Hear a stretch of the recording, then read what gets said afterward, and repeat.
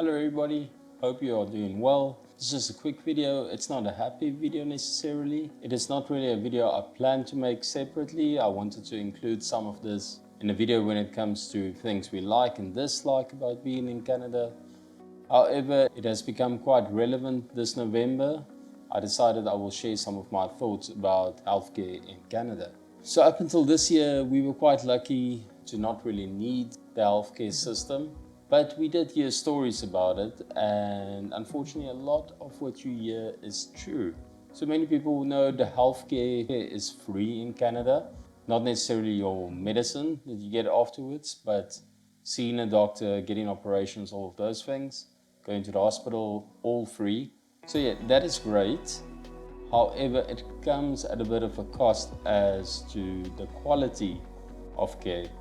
And I don't necessarily mean when you're actually getting treatment, but getting to that point of getting treatment can be a bit of a challenge. For example, we heard it is difficult to get a family doctor in Vancouver, and yes, it's true.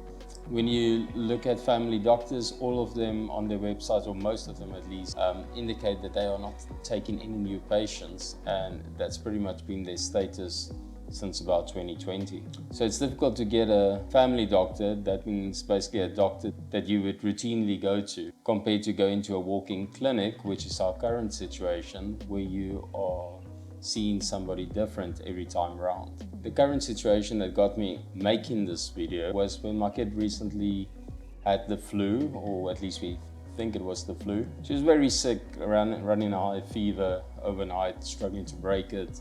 Not a usual energetic self, just down and out, hardly moving. Usually, I mean, you'll give some pain medicine and just work through the symptoms, but the fever wasn't breaking and she just really wasn't looking well. So we decided to take her to not the emergency room, but you call it the urgent care room. Reason for this is the current wait times at emergency rooms in Vancouver at least, and other parts of Canada, can be hours, and I'm not talking like 1 or 2 hours, I'm talking up to 10, 12 hours at peak times. So me myself work at a pediatric hospital. However, they are currently under quite a crunch due to an influx of respiratory disease. There's a lot of RSV, flus, things going around in the schools. Obviously the mask mandates were dropped. It's good in one sense, but unfortunately it also, after 2 years of not really getting any exposure, the kids are now exposed to a lot all of a sudden. On the drop of a dime like that, you can't just get an appointment at a walk-in clinic, so we went to what you call an urgent care clinic, which is also sort of a walk-in, somewhere between seeing a doctor and going to the emergency room. We get there, I think it said it's going to be a 2.5 hour wait time on the website. I'll pop the website up.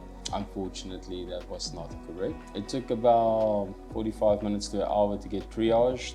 Triage, for those that don't know, is basically a nurse or a doctor or a medical provider will see you and do a basic examination and decide how severe your situation is. And based on that, they will prioritize the order in which people see the doctors. Luckily, in my kid's case, she was quite ill, so she was seen as a priority. This didn't mean she just jumped the queue to the front, but she did pass a couple of spots. But it did take almost another 2.5 hours after that to get seen or be called into a waiting room, and then about another 20 minutes before the doctor got to us, did the examination. At that stage she was dehydrated because she was throwing up, and they gave her some ibuprofen and some fluids to rehydrate. And I can't complain about the care once you actually get to see somebody at these urgent care centers. They didn't rush at all. They took their time. They did a thorough examination of my kid. I was satisfied with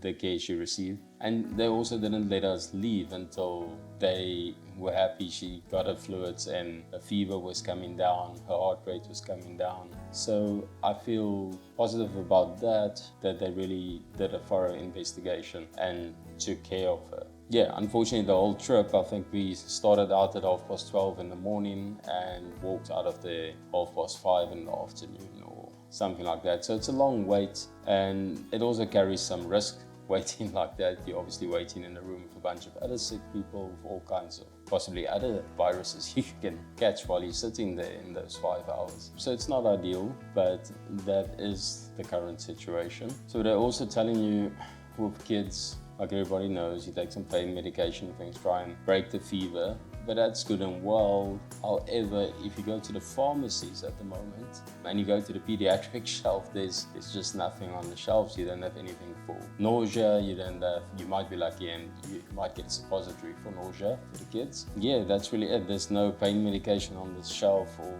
really anything to treat fevers with, or it's very difficult to get hold of. Even medicine for night coughs is extremely difficult to get hold of. We had to take a drive to Langley on the outskirts, and I think we took the last bottle on the shelf. So for a first world country, that's a bit disappointing. I've never experienced that. It's a country population of about 30 million. I could stand corrected compared to where I'm from, seen as a developing country, South Africa, with almost 70 million people.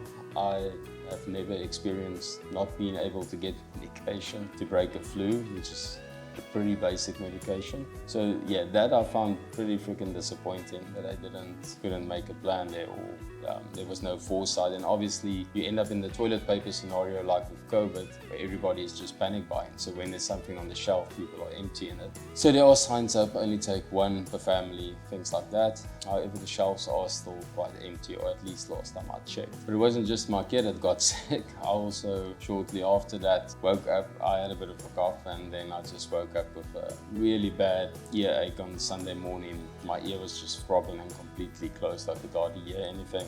Having a swimming background, I was pretty sure this was an ear infection. I felt that feeling before. Yeah, typically I'll give it some time, but this just wasn't subsiding even after pain medication. So I tried to get an appointment at the GP again. Once again, they weren't taking any walk-ins. So they referred me to an urgent care, which I went to. Again, they said about a 3-hour wait time or whatnot.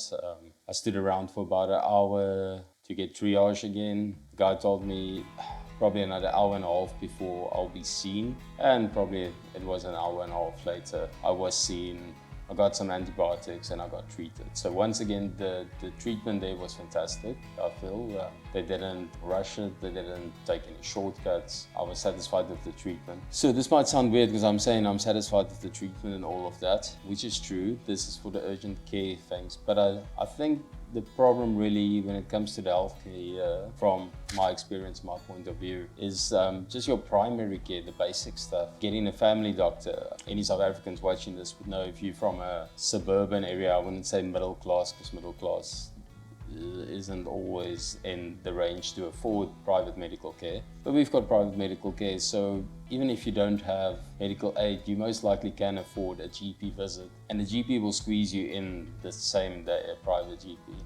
That is a convenience we don't currently have. And also having that doctor-patient relationship in South Africa is something that I found lacking here. Because we're always seeing a different doctor at these walk-in clinics.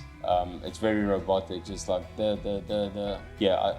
that feels rushed. I must say the primary care walk-in clinics I've been to, or the one I went to with my kid once, and my wife's experience in the past, it just feels very rushed and very impersonal. And I get they're very busy, but I think there's missed things because of this. Whereas in South Africa, the doctors they would really know their patients well, the GPs. I mean, they'll even know what you did for your holidays 2 years ago and ask you about stuff and how obviously leave. And anyway, that's not important, but there's just a very good doctor-patient relationship, which I don't see.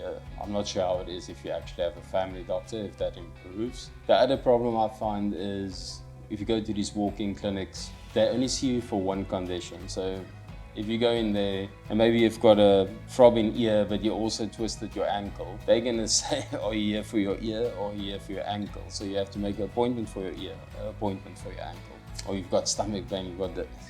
It's weird. You can't just make one appointment and get a thorough checkup for everything.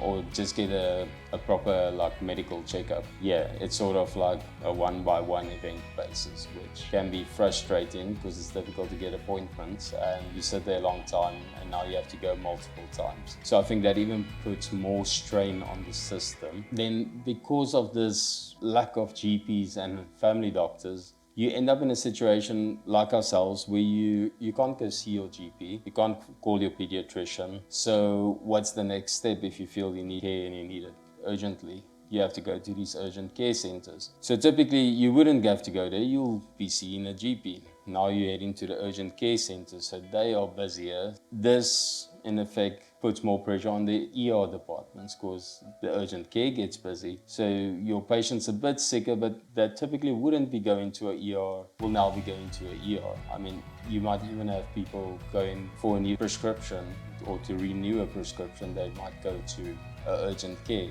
This isn't something that's typically urgent, but unfortunately, because they can't just go see their GP or call their GP, they end up there, and that places strain on the ER. And like the current situation is, when the ER is full and a lot of sick patients that goes into your ICUs in the hospital, that starts placing extra load on the operating theatres where I work, for example, and your ICUs are full, there isn't beds. And just for the people that don't know, when they talk about beds in the medical system, they're not talking about the physical bed. I mean, they've got beds.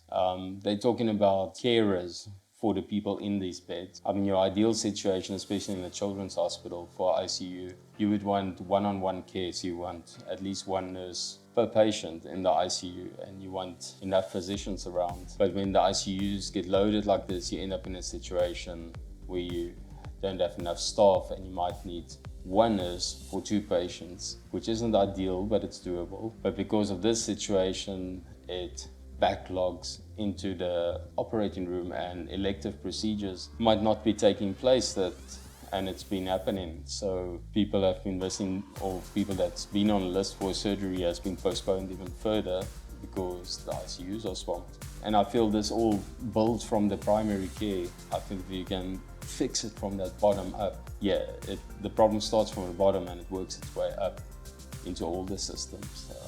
So healthcare is free. The treatment you get is good, but the problem is getting to that point where you actually get your treatment, and that is where it becomes a pet peeve for us. Of all our dislikes since moving here, I would say the healthcare is definitely number one. Ooh, my hair is going rogue. I would say the healthcare is definitely our number one issue, but again, it's not what's available, the type of treatments people can do here. I mean, the care once you're in, at least in my hospital, I think it's fantastic, and the people are fantastic who work on the kids. But just getting to that point can be a long road. It's always difficult talking about these things because somebody from a very patriotic person from Canada might have their own argument about this, and at least it's affordable and da-da-da-da-da. But yeah, I mean, South Africans, same thing. You might have people saying there, well, we can't afford private healthcare anyway, so welcome to the club. For instance, if you go to a government hospital in South Africa, it's a similar situation. You'll probably sit there the whole day to be seen by doctors. So you'll have people not going to the hospital when they're quite sick with the flu or something like that, or not seeing a GP, or going to the clinic when they're quite sick, because they'll be sitting there the whole day. So instead of that, they'd rather just sit at home. Yeah, so it depends on your situation, I guess. We were lucky in that regard in South Africa, whereas here it feels more like the government system in a way, or it is more like the government system, but everybody gets the same treatment, whether you are rich or not, it doesn't matter. But yeah, that is a drawback of the system. On this channel, I won't always be doing a serious talk like this, but I'm also not just gonna show all the beautiful things and never discuss the stuff that's bothering me or that we find problematic, because people watching here might be from South Africa or other places thinking of immigrating here, and they are looking at these things, reading about it. Maybe they would like to know a bit more about what's going on, and is the healthcare really bad? Is it really that difficult to see somebody? So yeah, I will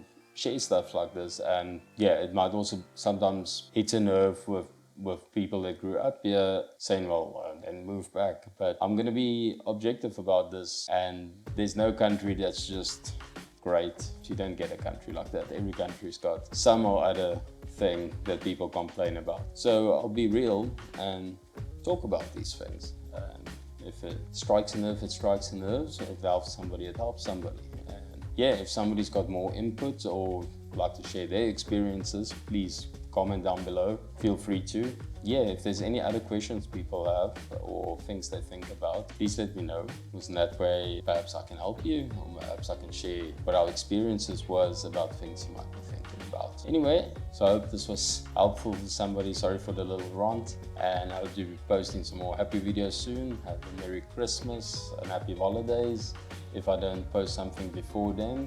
Please stay safe on the roads. Have a good one. Cheers.